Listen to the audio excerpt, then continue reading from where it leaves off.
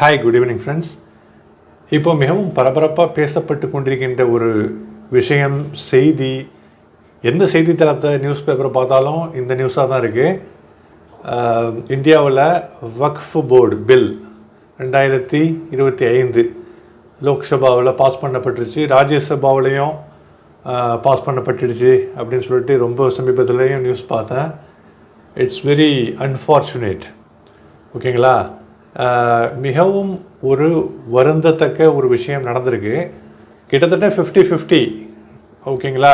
நெருக்கமான ஒரு ஓட்டில் இந்த வித்தியாசத்தில் சந்திரபாபு நாயுடு அண்ட் நிதிஷ்குமார் இவர்கள் ஆதரவு பண்ணுற மாதிரி பண்ணி கடைசியில் போட்டு கவுத்துட்டதுனால அந்த பில் அவர்களோட ஆதரவோடு சேர்ந்து பெரும்பான்மையை பெற்று லோக்சபாவில் பாஸ் பண்ணப்பட்டுருச்சு. மிகப்பெரிய தள்ளுமுள்ளுகள், மிகப்பெரிய டிபேட்ஸ், மிகப்பெரிய ஆர்கியூமெண்ட்ஸ், விவாதங்கள்லாம் லோக்சபாவில் நடந்ததை நீங்கள் பார்த்துருப்பீங்க.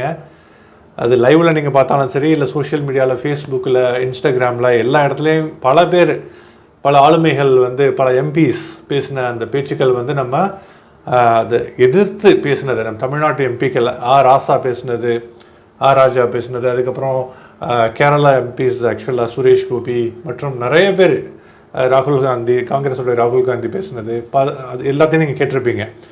ரொம்ப சிம்பிளாக சொல்லணும்னா, நானுமே கொஞ்சம் க்யூரியஸாக போய் உள்ளார போய் ரொம்ப சிம்பிளாக அந்த விஷயத்தை விளக்கணுன்னா என்ன தான் விஷயம், என்ன தான் இங்கே இதில் அப்படி ஒரு தவறாக நடந்துருச்சு அப்படின்னு சொல்லிட்டு அதை புரிஞ்சுக்கிறதுக்காக பார்க்குறப்போ, வக்ஃப் அப்படின்னா என்ன?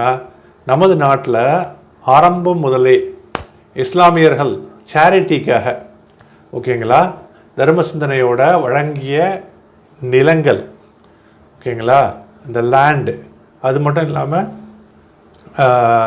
பள்ளிவாசல் மற்றும் அது சார்ந்த இடங்கள், நிலங்கள், இதெல்லாம் சேரிட்டிக்காக வழங்கப்பட்டு இஸ்லாமியர்களால் அந்த கவர்னன்ஸ் பண்ணப்பட்டு வருகின்ற அந்த நில சட்டம் தான் அந்த வக்ஃப் அப்படிங்கிற அமைப்பு, அந்த அட்மினிஸ்ட்ரேஷன். மிக அதிகமான ஒரு நிலங்களையும் அது சார்ந்த அந்த அட்மினிஸ்ட்ரேஷனையும் உள்ளடக்கியது இந்த வக்ஃப் போர்டு. ஆக்சுவலாக நாடு ஃபுல்லாக, இந்தியா ஃபுல்லாக அது ஒரு சென்ட்ரலைஸ்டு ஒரு யூனிட். ஓகேங்களா? அப்போது இப்போ உள்ள அந்த வக்ஃப் பில்லில் பல மாற்றங்கள், 1995 உள்ள வக்ஃபு அந்த மசோதாவில் பல 44 மாற்றங்களை செய்து அதை திருப்பியும் ரிஃபார்முக்காக அப்டேட் பண்ண வைக்கிறாங்க. 44 மாற்றங்கள், அப்டேட்ஸில் பல லூப் ஹோல்ஸ், பல ஓட்டைகள் இருக்குது. அதை நாங்கள் ஒத்துக்க மாட்டோம் அப்படின்னு சொல்லிட்டு ஒரு 15 மாற்றங்களோட, முக்கியமாக ஒரு 10லேருந்து 15 மாற்றங்களோட திருப்பியும் அதை ரீசப்மிட் பண்ணி பல விவாதங்கள் நடந்துகிட்ருக்கு. ஆனால் பாஸ் பண்ணலை, ஒரு அப்ரூவல் ஆகலை பார்லிமெண்ட்டில். ஓகேங்களா? ஆனாலும் இப்போ 2024 லாஸ்ட்லேயும் திருப்பியும் ரீசப்மிட் பண்ணாங்க யூனியன் மினிஸ்டர்.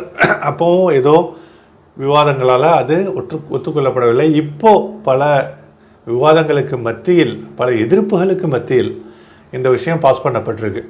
இந்த வக்ஃப் போர்டில் முக்கியமான 2 விஷயங்கள் என்னென்னா, இந்த பில்லில் இந்த டிஸ்பியூட் மேனேஜ்மெண்ட்டுன்னு சொல்லுவாங்க. அதாவது ஏதாவது ஒரு பிரச்சனைகள் அப்படின்னு, இப்போது நிலத்தகராறு, வக்ஃபில் நிலங்கள் இருக்குது, ஓகேங்களா, வக்ஃப் போர்டுக்கு உள்பட்ட நிலங்களை அட்மினிஸ்டர் பண்ணுறாங்க அந்த வக்ஃப் போர்டு. அப்போது அது சம்மந்தமாக டிஸ்பியூட், நிலத்தகராறு, கான்ஃப்ளிக்ட், ஓகேங்களா. கான்ஃப்ளிக்ட்னா என்ன?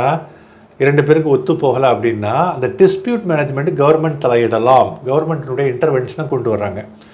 நம்ம மதம் சார்ந்த இஸ்லாமியர்கள் மட்டும் இல்லை, ஹிந்துக்கள், கிறிஸ்தவர்கள், அந்த மாதிரி மதம் சார்ந்த இந்த மாதிரியான சேரிட்டி, இந்த போர்டுலாம் அவர்களுக்கு உள்ளாரையே நம்ம அவங்க ஒன்றுக்குள்ளார ஒன்று உட்காந்து பேசி விஷயத்தை தீர்வு கொண்டு வரணும்னு சொல்லிட்டு தான் எல்லாமே இருக்குது.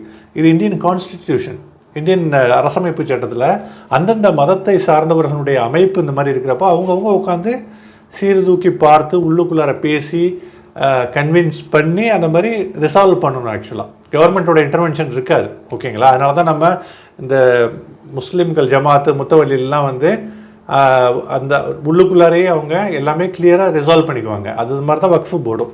அப்போ அதில் கவர்மெண்ட் இன்டர்வென்ஷனை கொண்டு வர்றாங்க. இந்த கவர்மெண்ட் இன்டர்வென்ஷன்னு சொல்லிட்டு அந்த ஒன்று போதாங்க, மிகப்பெரிய ஒரு ஓப்பன் ஏரியா, அதில் ஏகப்பட்ட பொலிட்டிசைசேஷன் பண்ண முடியும்.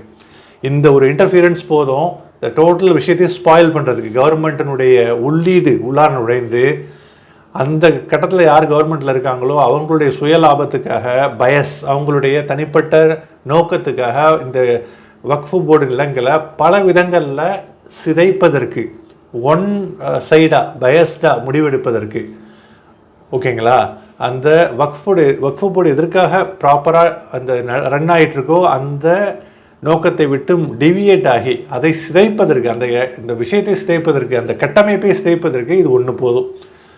அரசாங்கம் உண்மையாகவே நேர்மையாக டிரான்ஸ்பரண்ட்டாக செயல்பட்டால் சந்தோஷம். அதுக்காக தான் இப்படி அரசாங்கத்தினுடைய உள்ளீடு கொண்டு வரப்படுறதா சொல்கிறாங்க. ஆனால் அது அப்படி இருக்க போகிறது இல்லைங்கிறது தான் நிதர்சனமான உண்மை.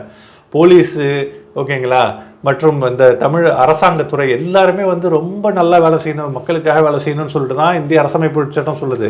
ஆனால் எல்லா இடத்துலையும் லஞ்சம் வாங்குறாங்க, எல்லா இடத்துலையும் லஞ்சத்தினுடைய உள்ளீடு இருக்குது, அவங்கவுங்களுக்கு விருப்பப்பட்டதை செஞ்சுட்டு போகிறாங்க. அந்த விஷயம் இங்கே வந்துடும் அப்படிங்கிறதுக்கான ஒரு பேஸ்மெண்ட்டாக போட்டாச்சு இப்போ நம்பர் 1.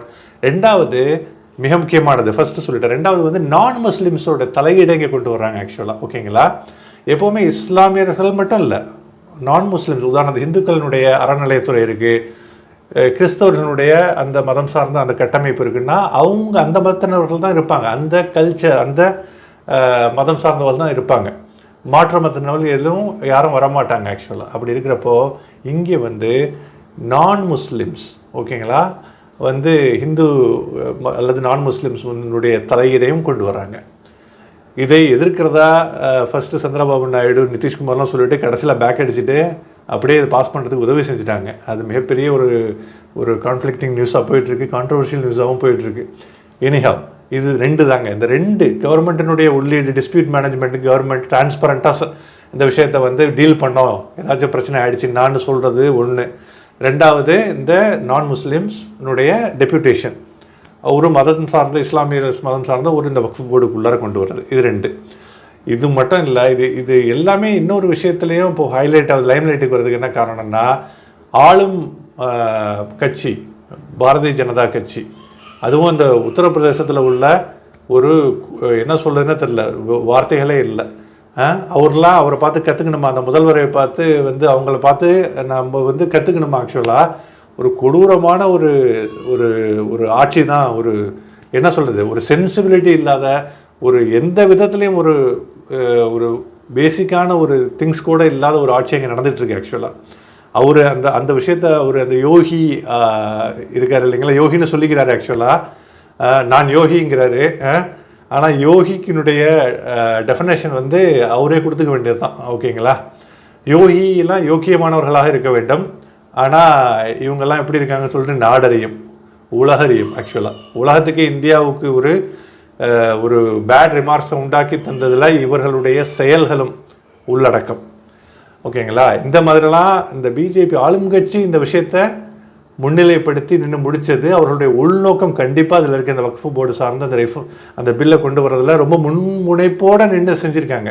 ஏன்னா அவங்க செய்கிறது எல்லாமே இந்தியாவில் அவங்க இது மட்டும்தான், இந்துக்கள் மட்டும்தான் இருக்கணும் இந்துஸ்தானில், மற்ற யாரும் இருக்கக்கூடாது அப்படிங்கிற இதில் முன்னுணைப்பாக இது அந்த மோட்டோவில் இருந்த மோட்டிவேஷன் அப்ஜெக்டிவை வச்சு முதல்ல மறைமுகமாக செஞ்சுட்டு இருந்தாங்க. இப்போ சொல்கிறது எல்லாமே அபத்தமான ஒரு விஷயங்கள், ரொம்ப ஓப்பனாக இந்த மாதிரி பண்ணுறது. அடுத்த தடவை இந்த எலக்ட்ரானிக் ஓட்டு மிஷினை நீக்கிட்டு நார்மலாக கன்வென்ஷனல் ட்ரெடிஷ்னல் ஓட்டு மிஷினை வச்சு இந்த ஆளும் இந்த கட்சியினரை இந்த நாட்டை விட்டும் சுத்தமாக அவங்கள நம்ம ஆட்சிக்கு வரவிடாமல் பண்ணால் ஒழிய இந்த விஷயத்தில் நம்ம வெளியில் வர முடியாது. ஆனால் அப்படியே கண்டிப்பாக நடக்கும், அந்த மாதிரி தான் நடக்கும். ஏன்னா இவங்க மக்களினுடைய அபிமானத்தை பெறவே இல்லை. ஒவ்வொரு தடவையும் இவங்க போவாங்கன்னு நினைக்கிறோம், ஆனால் இவங்க வந்துடுறாங்க. இவிஎம் ஓகேங்களா, எலக்ட்ரானிக் ஓட்டிங் மிஷினில் நடக்கிற கோல்மால் மேனிப்புலேஷன் மால் ப்ராக்டிசஸ் இல்லைங்களா.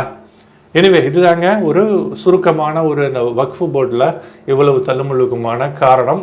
Let's hope for the best. எப்படி போகுதுன்னு சொல்லிட்டு கோயிங் ஃபார்வர்ட் பார்ப்போம். வீடியோ பிடிச்சிருந்தா லைக் பண்ணுங்கள், சேனலை சப்ஸ்கிரைப் பண்ணுங்கள், தெரிஞ்சவங்களுக்கு எல்லாருக்கும் சேனலோட லிங்க் கொடுங்க. இன்னும் நல்ல வீடியோவில் நல்ல கண்டென்ட்டோட சந்திக்கிறேன். அது ஒரு விடைபெறுவது உங்கள் சகோதரன் நூருல்லா. Thank you guys, piece.